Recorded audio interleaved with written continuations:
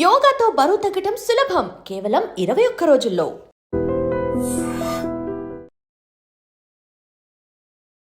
Welcome to iDream media.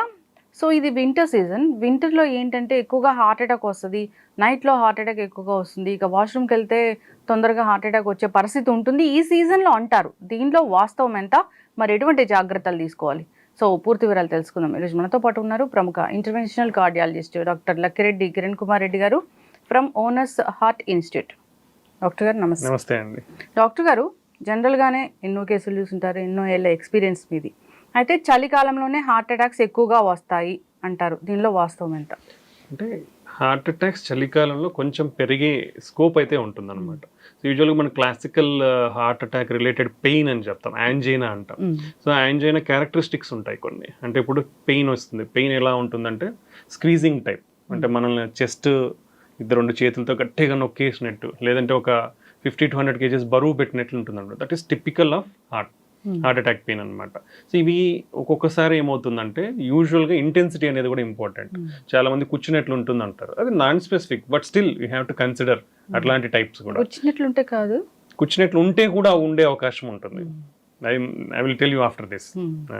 So ఈ pain అనేది కూడా ఏమవుతుందంటే అక్యూట్ హార్ట్ అటాక్లో నిదానంగా ఇంటెన్సిటీ అనేది కూడా పెరుగుతూ పోతుంది.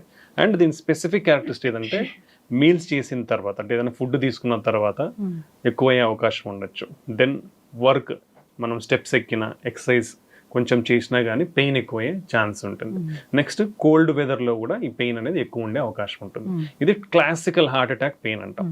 ఎందుకు వింటర్ సీజన్లో హార్ట్ అటాక్ ఎక్కువ అయ్యే అవకాశం ఉండొచ్చు అంటే, మన వింటర్ సీజన్లో ఏమవుతుందంటే వాసోస్పాజం, మన రక్తనాళాలు ఉంటాయి కదా, బ్లడ్ వెజల్స్ అనేది బాడీలో ముడుచుకుపోయే టెండెన్సీ ఉంటుందన్నమాట. వాసో కన్స్ట్రిక్షన్ అంటాం. స్పాజం, కోల్డ్కి స్పాజం అయ్యాయి.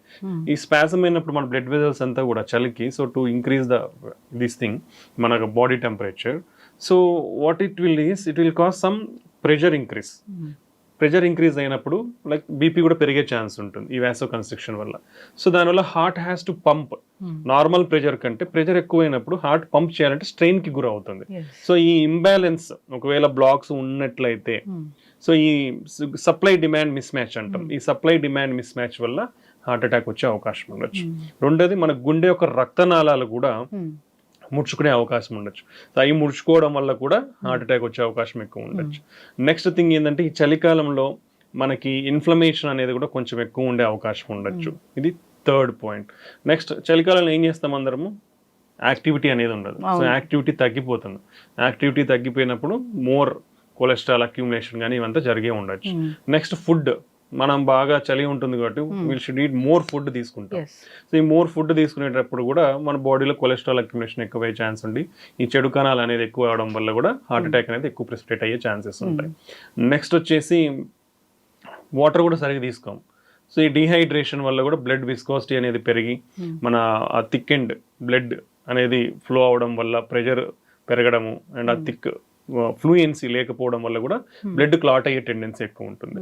సో ఇలా చాలా రీజన్స్ వల్ల వింటర్ సీజన్లో హార్ట్ అటాక్ ఎక్కువ వచ్చే అవకాశం ఉంటుంది. కాబట్టి already risk factors like BP కానీ, షుగర్, కొలెస్ట్రాల్, ఇలాంటి వాళ్ళు, ఒబిసిటీ, ఊబకాయం ఉన్న వాళ్ళు చాలా జాగ్రత్తలు తీసుకోవాల్సిన అవసరం అయితే ఉంటుంది. ఎటువంటి చిన్న నొప్పి వచ్చినా కానీ నెగ్లెక్ట్ అయితే చేయకూడదు. సో నేను ఆల్రెడీ మీరు ఫస్ట్ అడిగినప్పుడు ప్రిక్కింగ్ అయితే కాదా హార్ట్ అటాక్ అంటే, క్లాసికల్ అంటాం. క్లాసికల్ అంటే ఇదైతే డెఫినెట్లీ హార్ట్ అటాక్.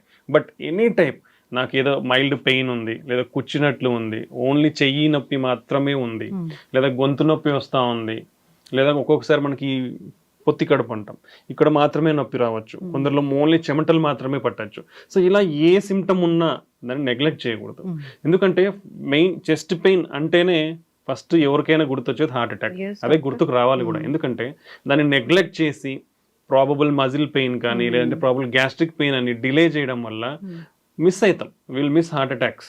ఈ మిస్ అయినప్పుడే డెత్స్ అనేది సంభవిస్తూ ఉంటాయి. హాస్పిటల్కి రీచ్ అవ్వకముందే ఎందుకు కొలాప్స్ అయిపోయినారు, చాలా మంది ఎక్స్ప్రెస్ చేయరు. బేసికలీ లాట్ ఆఫ్ పీపుల్ ఏంటంటే దే వోంట్ ఎక్స్ప్రెస్. ఇప్పుడు ఫర్ సపోజ్ ఫ్యామిలీలోనే ఉన్నారు, చెస్ట్ పెయిన్ ఉంటుంది, బట్ హీ వోంట్ ఎక్స్ప్రెస్. ఏదో మైల్డ్ పెయిన్ అనుకొని ఇంట్లో వాళ్ళకు చెప్పరు, సో నెగ్లెక్ట్ అయిపోతుంది. అది సివియర్ అయ్యేసరికి you may have time or you don't have time ఉండకపోవచ్చు హాస్పిటల్కి రీచ్ అయ్యేదానికి. సో ఈ నెగ్లిజెన్స్ అనేది చెస్ట్ పెయిన్లో ఎప్పుడు కూడా వహించవద్దు.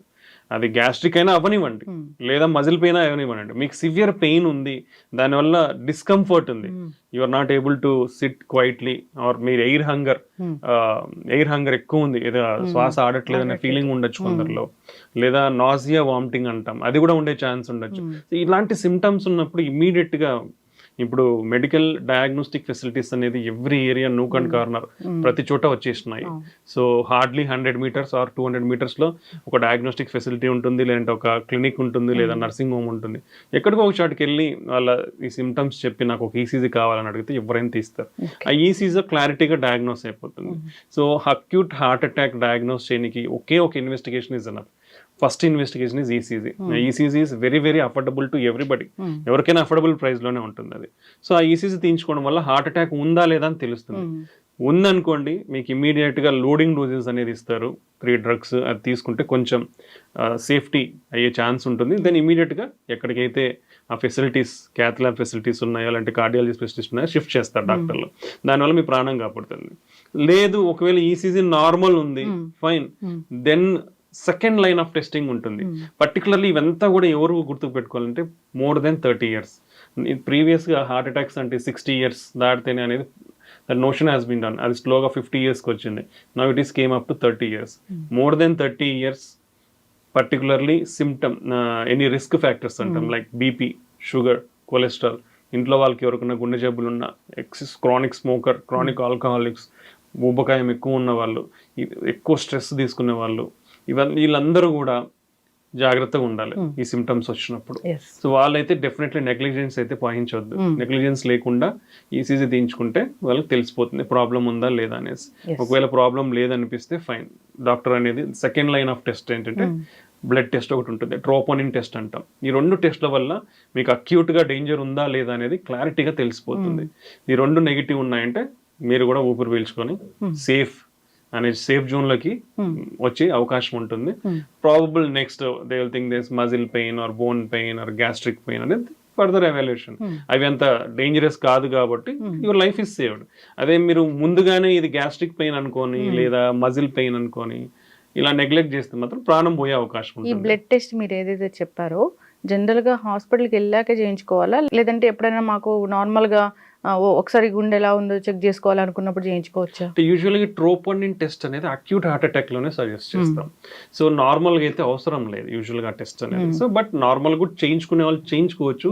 ఇట్ విల్ సమ్ టైమ్స్ కొందరిలో ఏంటంటే క్రానిక్ అండర్లయింగ్ హార్ట్ ప్రాబ్లమ్స్ ఏమన్నా ఉన్నా కానీ తెలిసే అవకాశం ఉండొచ్చు. But usually it is indicated in acute heart attacks, అది ఒక indication. Second, already heart problems ఉన్న వాళ్ళలో హార్ట్ ఫెయిల్యూర్ డెవలప్ అయినప్పుడు కానివ్వండి, ఇలాంటి టైంలో we will suggest for those people అనమాట. అందరికీ అయితే అవసరం లేదు ట్రోపోనిన్ టెస్ట్. సో అక్యూట్ గా sudden onset chest pain, ECG ఒకవేళ నార్మల్ ఉంది, still better to rule out with more precision అంటే ట్రోపోనిన్ బ్లడ్ టెస్ట్. ఈ 2 నెగిటివ్ ఉన్నాయా, fine, slowly we can evaluate. ఈ 2 అనేది చాలా ఇంపార్టెంట్. సో ఎవరైనా more than 30 years chest pain అనేది నెగ్లెక్ట్ చేయకూడదు. ఎందుకంటే 30 years తర్వాత నుంచి కూడా హార్ట్ అటాక్స్ అనేది చాలా ఎక్కువ అయిపోయినాయి. మీరు నెగ్లెక్ట్ చేసినారో ప్రాణాన్ని కోల్పోయినట్టు. బికాస్ మీ ప్రాణం ఒక్కటి కాదు పోయేది, అందరూ గుర్తుకు పెట్టుకోవాల్సినది. This is my personal experience. If one person's life is gone in the productive age, from 30 to 50 or 60 years, total family will go back by 30 years. So always think whenever you are ఎవరికైనా problem వచ్చినప్పుడు మీది నాకున్నది ఏం కాదనే చులకన భావం చాలా మందికి ఉంటుంది. నేను చాలా ఫిట్ గా ఉంటాను, నాకెందుకు వస్తుంది, ఇవన్నీ చులకన భావం. మన ఆరోగ్యం మీద మనకే శ్రద్ధ లేకపోవడం అనమాట. అలాంటిది ఎప్పుడు కూడా ఎవరు వహించద్దు. సో ఛాతీ నొప్పి ఉంటే ఇమీడియట్ గా ఒక ఈసీజీ తెచ్చుకోండి. Think about your total family, because they are always depends on you and you have to take care of them. So అది ఆలోచించి మీరు ఇమీడియట్ గా టెస్ట్, దాంట్లో పోయేది ఎవ్వరికి నష్టపోయేది అయితే ఏమో ఉండదు. చిన్న టెస్ట్ సమ్ 100 to 300 rupees కంటే ఉండదు ఈసీజీ అనేది. దాంతో తెలిసిపోతుంది. నార్మల్ ఉంటే ఎవ్రీబడి ఈస్ హ్యాపీ, అబ్ నార్మల్ ఉంటే మీకు ట్రీట్మెంట్ అందుతుంది, మీ లైఫ్ సేవ్ చేసుకున్న వాళ్ళు అవుతారు. అయితే డాక్టర్ గారు ఈసీజీలో ఎంతటి ప్రాబ్లం అయినా తెలుస్తుందా అండి? ఈసీజీలో చాలా బేసికలీ ఈసీజీ అనేది మన హార్ట్ యొక్క ఎలక్ట్రికల్ యాక్టివిటీని డిటెక్ట్ చేస్తుంది అనమాట. సో ఎనీ చేంజెస్ మన మజిల్స్లో కానివ్వండి, వాల్ ప్రాబ్లమ్స్, ఎలక్ట్రికల్ కండక్షన్ సిస్టంలోనే ప్రాబ్లమ్స్ కానివ్వండి, మనకు చాలా తెలుస్తాయి. ఇప్పుడు ఛాంబర్ హైపర్ట్రోఫీ అంటాం. కింద 2 గదులు, పైన 2 గదులు ఉంటాయి గుండెలో. ఆ రెండిట్లో ఏది ఉబ్బినా మనకు చేంజెస్ కనిపిస్తాయి ఈసీజీలో. నెక్స్ట్ మన ఎలక్ట్రికల్ కండక్షన్ సిస్టమ్ అనేది ఒక కరెంట్ సిస్టమ్ లాంటిది అనమాట. సో పైన ఒక మెయిన్ స్విచ్ ఉంటుంది, దాన్ని ఎస్ఏ నోడ్ అంటాం. నెక్స్ట్ అది పై గదులకు స్ప్రెడ్ అయ్యి మధ్యలో ఒక మోడరేటర్ స్విచ్ లాంటిది ఉంటుంది, ఏవి నోడ్ అంటాం. ఆ నుంచి ఇంకా తీగల్లాగా మన కింద గదులకి ఫైబర్స్ ఉంటాయి, ఆ ఫైబర్స్ ద్వారా స్ప్రెడ్ అవుతుంది. ఎలక్ట్రికల్ యాక్టివిటీ వచ్చినప్పుడు గుండె అనేది పైన కొట్టుకుంటుంది, మళ్ళీ కింద కొట్టుకుంటుంది. ఇది సీక్వెన్స్ లో కొట్టుకోవాలి. సో ఇక్కడ ఎక్కడ బ్లాక్ ఉన్నా మనకు తెలిసిపోతుంది. సో పైన మెయిన్ స్విచ్ సరిగా లేదనుకోండి హార్ట్ రేట్ పడిపోతుంది. ఈ మోడరేటర్ స్విచ్ లో కూడా ప్రాబ్లం ఉందనుకోండి, మనకి కింద పైన ఒక రేట్ ఉంటుంది, కింద ఒక రేట్ ఉంటుంది. ఈ డిస్టర్బెన్స్ ఏవి బ్లాక్ అంటాం, ఇది కూడా చాలా సిగ్నిఫికెంట్. సో ఇవన్నీ కూడా తెలుస్తాయి మనకి. సో అలాగనే వాల్వ్ లీక్ అవుతుంది, వాల్వ్ లీక్ అయితే ఛాంబర్స్ అనేది పెరుగుతాయి అనమాట.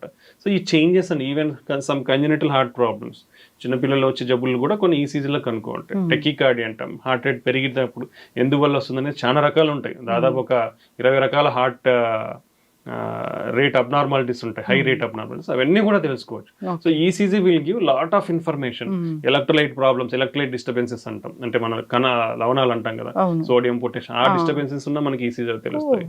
సో ఇలా ఎవ్రీథింగ్, ఈవెన్ హైపోథర్మియా, చలి బాగా అఫెక్ట్ అయిన వాళ్ళు కూడా చేంజెస్, మార్పులు వస్తాయి. డ్రగ్ చేంజెస్ ఉంటాయి, కొన్ని డ్రగ్స్ వాడితే కూడా ఈసీజీలో మార్పులు వస్తాయి. లాంగ్ క్యూటీ సిండ్రోమ్స్ కానివ్వండి, ఇలా మార్పులు వస్తాయి. సో ఇవన్నీ కూడా ఈసీజీలో చాలా వరకు మెజారిటీ ఆఫ్ ద ఇన్ఫర్మేషన్ తెలుస్తుంది.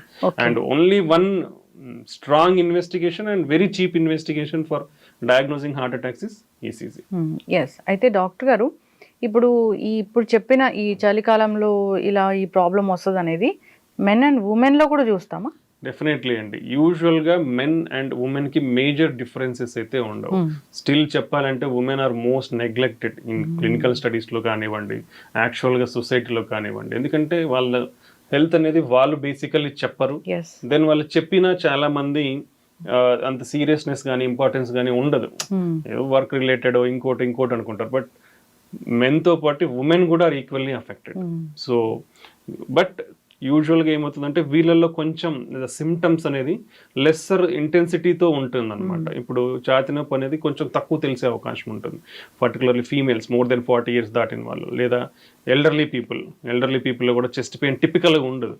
డయాబెటిక్స్లో కూడా ఛాతీ నొప్పి వస్తే టిపికల్గా ఇంటెన్సిటీ ఉండదు. సో ఈ మైనర్ సిమ్టమ్ అనేది కూడా చాలా ఇంపార్టెంట్. కొందరికి ఇది ఏం లేకుండా జస్ట్ అలసట మాత్రమే ఉంటుంది, వీక్నెస్ లేదా ఫెటీగ్ అంటాం, ఈజీగా చిన్న పని చేసినా కూడా అలసిపోవటం, లేదా జనరలైజ్డ్ వీక్నెస్ ఉండే అవకాశం ఉంటుంది.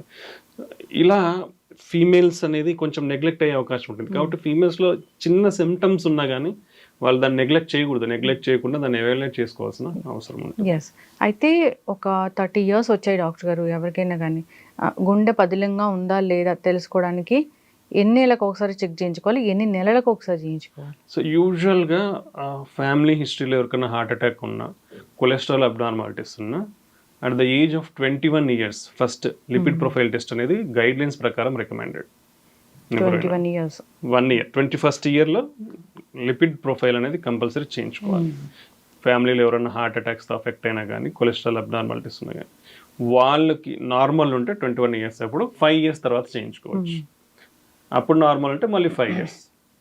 బట్ 30 years దాడితే, ఇప్పుడు ఎందుకు ఇంతకుముందు అయితే మేబీ 50 years దాడితే యాన్యువల్ చెకప్స్ అని చెప్పేవాళ్ళం. బట్ ఇప్పుడు మనకున్న ఐసీఎంఆర్ డేటా ప్రకారమే 30 years నుంచే డయాబెటీస్, హైపర్ టెన్షన్, కొలెస్ట్రాల్ అన్నీ కూడా పెరిగిపోయాయి. So from the age of 30 years every year normal ఉంటే ఎవ్రీ ఇయర్ యాన్యువల్ స్క్రీనింగ్ అనేది కంపల్సరీ. దాంట్లో కంపల్సరీగా బీపీ ఉందా లేదా చెక్ చేసుకోవాలి, షుగర్ ఉందా లేదా చెక్ చేసుకోవాలి, కొలెస్ట్రాల్ ప్రాబ్లం, నెక్స్ట్ వచ్చేసి కామన్ మన హార్ట్ పదిలంగా ఉందా లేదా అని తెలుసుకోవడానికి simple test ECG, 2D echo scan, treadmill test. దీంతో పాటు కిడ్నీ ఫంక్షన్ టెస్ట్ ఎలా ఉంది, థైరాయిడ్ ప్రొఫైల్, ఇవి బేసిక్ టెస్ట్. ఈ బేసిక్ టెస్ట్ చేయించుకుంటే మన ఓవరాల్ ఎలా ఉంది మన హెల్త్ అనేది మనకు తెలుస్తుంది. So major organs heart, kidney, liver and major risk factors BP, sugar, ఇవి ఎంత. సో ఇది ఇంపార్టెంట్. సో ఇవి చేసుకుంటే చాలా మంది మీకు మెయిన్ డిసీజెస్ రాకముందే మీరు హెల్త్ ప్రివెన్షన్ తీసుకునే అవకాశం ఉంటుంది. Basically everything is related to our life style. So ఈ లైఫ్ స్టైల్ అనేది మనం పాటిస్తే ఈ యాన్యువల్ చెకప్స్ ద్వారా డెఫినెట్లీ మనకు మేజర్ ప్రాబ్లం లేకుండా కాపాడుకోవచ్చు. ఓకే, ఇప్పుడు ఈ చలికాలంలో హార్ట్ అటాక్ గురించి మాట్లాడుకుంటూ ఉన్నాము. ప్రత్యేకంగా జాగ్రత్తలు ఏమైనా తీసుకోవాలా హార్ట్ ప్రాబ్లం ఉన్నా లేకపోయినా? సో హార్ట్ ప్రాబ్లం ఉన్న వాళ్ళు కంపల్సరీగా కోల్డ్ వెదర్కి ఎక్స్పోజ్ అవ్వడం తగ్గించాలి. కోల్డ్ వెదర్లో హెవీ వెయిట్స్ లిఫ్ట్ చేయడం తగ్గించాలి. కోల్డ్ వెదర్లో వాకింగ్ చేయడం కూడా తగ్గిస్తే మంచిది. ఆల్రెడీ హార్ట్ అటాక్స్ అఫెక్ట్ అయిన వాళ్ళు, స్టంట్స్ పడిన వాళ్ళు, ఇలాంటి ఇబ్బంది ఉన్న వాళ్ళు చేసుకోవాలి. సెకండ్ థింగ్, మోర్ వామ్గా ఉండేటట్లు చూసుకోవాలి వాళ్ళ క్లాతింగ్ కానీ ఇవంతా. అండ్ బయట చలిలో ఎక్కువ తిరిగితే లాట్ ఆఫ్ ఇష్యూస్ ఉంటాయి కాబట్టి ఇంట్లోనే ఎక్కువగా కొంచెం కదలేటట్లు చూసుకోవాలి. అడిక్వేట్ హైడ్రేషన్ అనేది కంపల్సరీ ఉండాలి. నెక్స్ట్ ఫుడ్, మనకి చలికి ఏంటంటే మోర్ ఎక్కువ తినేస్తాం, అలా కాకుండా balanced healthy food, more fruits, more vegetables, కొన్ని డ్రై ఫ్రూట్స్, ఇలా బ్యాలెన్స్డ్గా హెల్తీ ఫుడ్ అనేది తీసుకుంటే మనకి బారిన పడకుండా ఉంటాం. అండ్ ఆల్రెడీ హార్ట్ ప్రాబ్లమ్స్ ఉన్న వాళ్ళు కంపల్సరీగా వాళ్ళ మెడికేషన్స్ అనేది పొరపాటున కూడా స్కిప్ చేయండి. Cholesterol lowering agent, blood thinner అనేది కంపల్సరీ. అండ్ షుగర్ అనేది స్ట్రిక్ట్ కంట్రోల్లో ఉండాలి. HbA1c ఎవ్రీ 3 months చెక్ చేయించుకుని దాన్ని కంట్రోల్లో పెట్టుకోవాలి. BP, I advise BP sugar ఉన్న వాళ్ళు కంపల్సరీ హోమ్ మానిటరింగ్ అనేది చాలా ఇంపార్టెంట్. బీపీ ఉన్న వాళ్ళకి కూడా మీరు ఇంట్లో చూసుకున్న బీపీని బట్టే ట్రీట్మెంట్ ఇవ్వడం అనేది కరెక్ట్ ఒపీనియన్.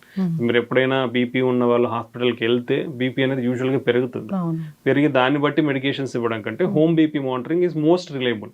మీరు అట్లీస్ట్ 2-3 daysకి ఒకసారి ఇంట్లో మార్నింగ్ నైట్ ఒకసారి మీరు బీపీ చెక్ చేసుకుని దానికి ఒక రికార్డ్ రాసుకొని మీరు పోయినప్పుడల్లా మీరు డాక్టర్ గారు చూపిస్తే if that values are normal, whatever the drug doses you can continue.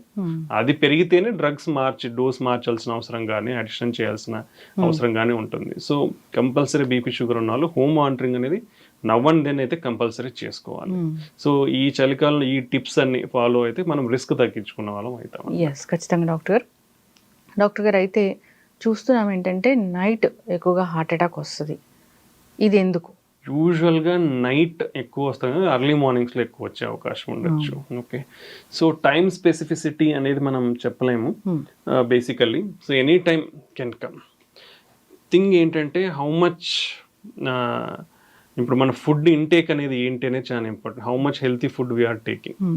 So మనం మనకి సిటీస్లో అర్బనైజేషన్లో ఏమైపోయింది, more food parties at night, heavy food intake at night అయిపోయింది. ఆఫ్టర్ హెవీ ఫుడ్ ఇంటేక్ ఏమవుతుందంటే మన డైజెషన్కి there is lot of blood circulation is required.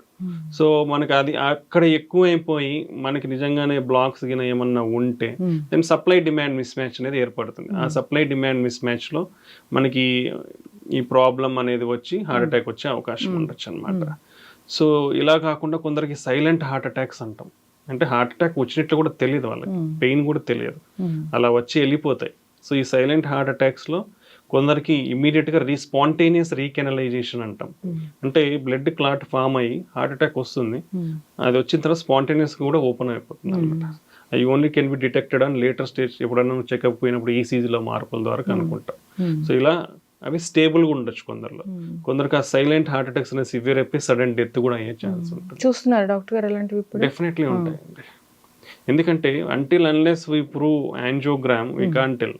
But మేము కొన్ని కేస్ సినారియోస్లో చూస్తాం వాళ్ళకి పెద్ద సిమ్టమ్స్ ఉండవు.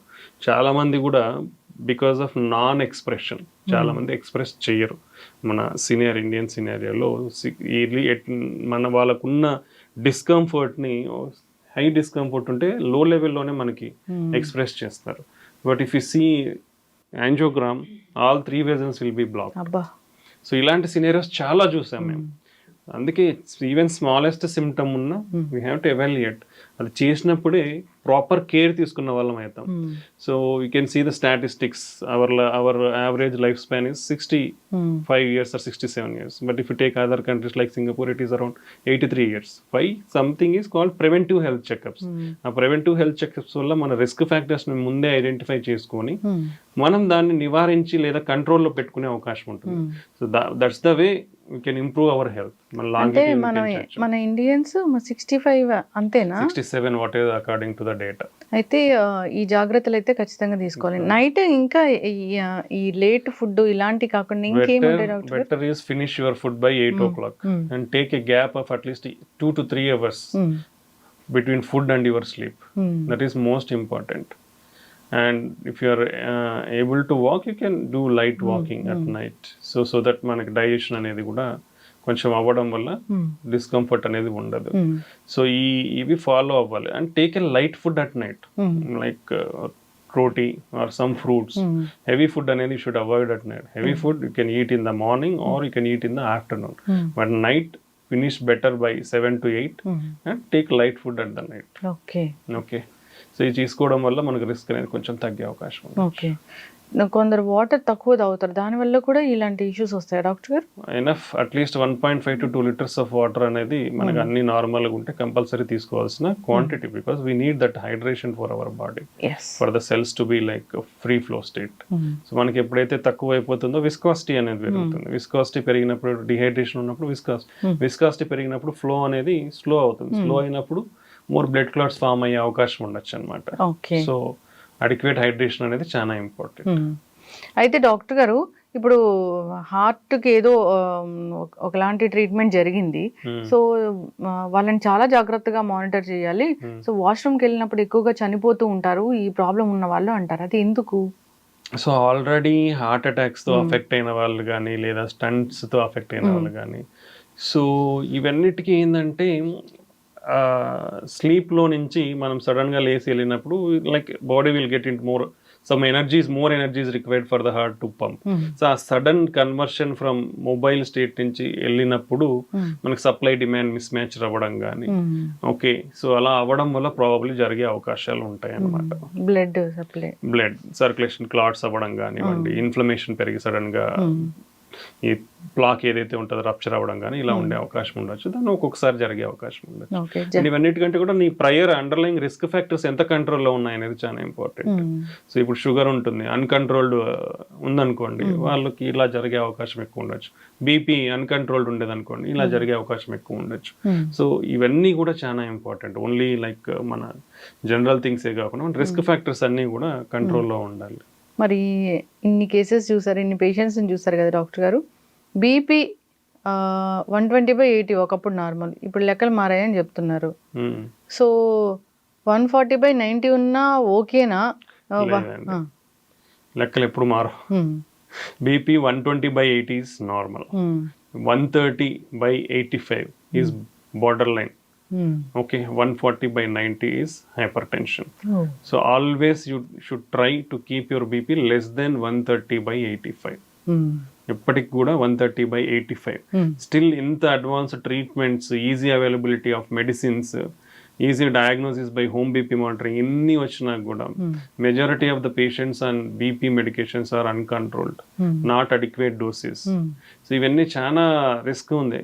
బీపీ ఉన్న వాళ్ళు కూడా చాలా మందిలో 50% ఇయర్లీ అన్కంట్రోల్డ్ ఉంటుంది, because they don't monitor their BP regularly. So you have to adjust your medications regularly based on your BP. They should reduce salt intake to less than 5 grams per day. They should do regular exercise like walking for at least 30 minutes per day for 5 days in a week.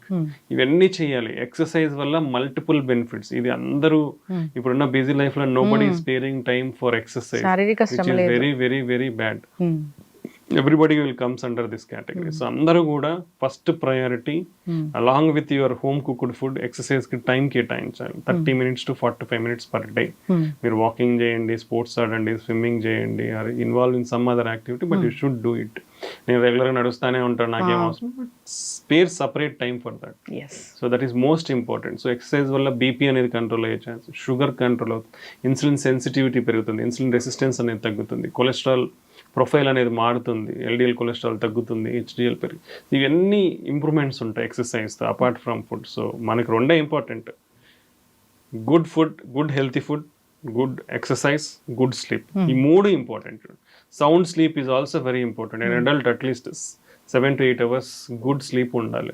If you sleep is less, your stress will increase again your blood pressure and other inflammation, మన చెడు అంతా పెరిగి more heart attacks, more brain strokes కూడా వచ్చే అవకాశం. Okay. అయితే doctor గారు చివరిగా, ఈ బీపీ ఒకసారి వస్తే అది పూర్తి స్థాయిలో మందులు మానేయడానికి అవ్వదా? See, depends, we'll categorize as two: essential hypertension and secondary hypertension antam. So essential hypertension with age అనేది మనకు వస్తుంది, like genetic factors, lot of factors ఉంటాయి, hereditary ఇది అంతా. సో సెకండరీ కాజెస్ లో కొన్ని హార్మోనల్ ప్రాబ్లమ్స్ ఉంటాయి. సో హార్మోనల్ ఒకవేళ యంగ్ ఏజ్ లో వస్తే we have to rule out దేని వల్ల వచ్చింది. లైక్ 30 years కి వచ్చింది అనుకోండి, కిడ్నీ ప్రాబ్లం ఉందా, లేదా థైరాయిడ్ హార్మోన్ ఉందా, లేదంటే ఇంకో pheochromocytoma some other adrenal gland problems, ఇది దేని వల్ల వచ్చిందనేది రూల్ అవుట్ చేస్తాం. అది రూల్ అవుట్ చేసిన తర్వాత we label it as essential hypertension. But if you are able to do healthy lifestyle like regular exercise, if you're everything, your kidney function is good, creatinine is normal, all other hormones are good, you can control your hypertension, you can reduce. అంటే very unreachable levels అనేది first నుంచి ఎవరికి ఉండదు, underlying ఏ problem లేకుండా స్లోగానే start అవుతుంది. So if you do all these things sincerely with yoga, meditation, exercise, more fruits and vegetables. So like everybody has to take more fruits and vegetables. Nearly 3 to 5 times fruits and vegetables తీసుకోవాలి per day. అయితే more than 50% of the people in India fruits వారంలో ఒక్కసారే తీసుకుంటారు. How much వ్యత్యాసం ఉంది ఇక్కడ. So even vegetables కూడా daily 3 times తీసుకునే వాళ్ళు ఓన్లీ 20% మాత్రమే ఉన్నారు. So 80% are not taking. So you have to change our diet. So more fruits and vegetables, reduce our salt intake, reduce our fat, oils, fried foods, processed foods. ఇప్పుడు అంతా easy delivery అయిపోయినప్పటి నుంచి fast foods, packed foods అలవాటు అయిపోయింది. They are all harmful according to the data whatever it is. So better convert to a healthy balanced diet. Yes, that is most important. And then regular exercise. ఈ దీనిలతో మన బీపీని కూడా control చేసుకొని you can get down your drugs. But అది drugs తగ్గించేటప్పుడు కూడా will slowly bring it down. ఒకేసారి అన్ని మానేస్తే మళ్ళీ రీబౌండ్ హైపర్ టెన్షన్ ఉండే ఛాన్స్ ఉండొచ్చు. So slow by slow multiple drugs ఉన్నారంటే డ్రగ్స్ తగ్గించడం, డోస్ ఉందంటే డోస్ తగ్గించుకుంటూ రావడం. సో ఆ విధంగా మీ బీపీ మెయింటైన్ అవుతుంది without much requirement of drugs. అంటే you can reduce all the drugs also. And again will monitor that BP. ఆపేసిన తర్వాత కూడా మినిమం 1 year వరకు మానిటర్ చేయాలి. నార్మల్గా ఉందా, మళ్ళీ పెరుగుతూ ఉందేమో అనేది we have to monitor that. 1 year తర్వాత ఆర్ 1-2 years వరకు కూడా లేదు అనుకోండి, mostly it was settled with your healthy life style. మళ్ళీ అది రాకుండా చూసుకోవాలి. ఆ లైఫ్ స్టైల్ అనేది మనం మెయింటైన్ చేయగలగాలి. ఎస్, ఖచ్చితంగా డాక్టర్ గారు చాలా చక్కగా చెప్పారండి. చాలా క్వశ్చన్స్ ఉన్నాయి, ఇంకా టాపిక్స్ ఉన్నాయి. సిరీస్ అనేది కంటిన్యూ చేద్దాం, మీరు మాకు టైం ఇవ్వాలి. సో చక్కటి ఇన్ఫర్మేషన్ డాక్టర్ గారు, ధన్యవాదాలు. And for more videos, please subscribe to iDream. Please subscribe to iDream. Please subscribe iDream. And please subscribe to iDream. For more videos, subscribe to iDream. please like, share and subscribe to the channel. Congratulations, iDream. Subscribe to iDream. Subscribe to iDream. So subscribe to iDream Media. iDream ki iDream team andarki huge congratulations. Please subscribe iDream Media. Please subscribe to iDream. Subscribe iDream. Please subscribe to iDream. iDream అంటే నా కళల channel subscribe చేసుకున్నారు, నోరు తిరుగుతలేదు. మీరైతే గంట గుర్తు కొట్టండి. For more such videos, please subscribe to iDream. Subscribe to iDream. Please subscribe to iDream. Please subscribe iDream Media. Please do subscribe to iDream. Please subscribe to iDream Media. For best entertainment and information, please subscribe iDream. And don't forget to subscribe to iDream.